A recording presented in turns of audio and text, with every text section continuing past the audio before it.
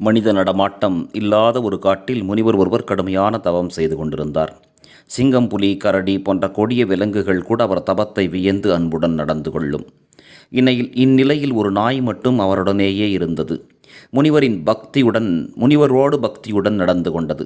ஒரு நாள் இரத்த வெறி பிடித்த ஒரு சிறுத்தை புலி அந்த நாயை கொல்ல வந்தது. அஞ்சிய நாய் முனிவரை தஞ்சமடைந்தது. முனிவர் அந்த நாயை பார்த்து, "அஞ்சாதே, இந்த சிறுத்தை புலியிடமிருந்து தப்பிப் பிழைக்க நீயும் சிறுத்தை புலியாக மாறுவாய்" என்றார். அந்த நாய் உடனே சிறுத்தை புலியாக மாறியது. சீறி வந்த சிறுத்தை புலி இது கண்டு விலகி நின்றது. சிறிது நேரம் கழித்து பெரும் புலி ஒன்று வந்தது.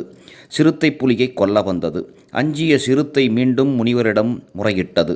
உடனே முனிவர் அதை புலியாக மாற்றி அதன் அச்சத்தை போக்கினார். நாயாக இருந்து சிறுத்தையாக மாறி, பின் புலியாக மாறி, பின் பெரும் புலியாக மாறி என்று மாறிக்கொண்டே இருந்தது. அது மாமிசத்தை உணவாக உட்கொண்டது. கொடிய விலங்கு போலவே மாறியது.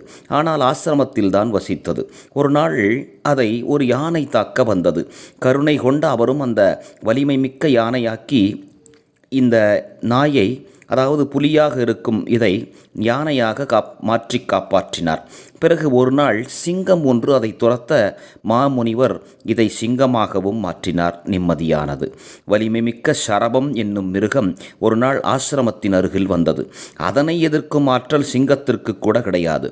8 கால்களுடன் நடைபோட்டு அது வரும் பொழுது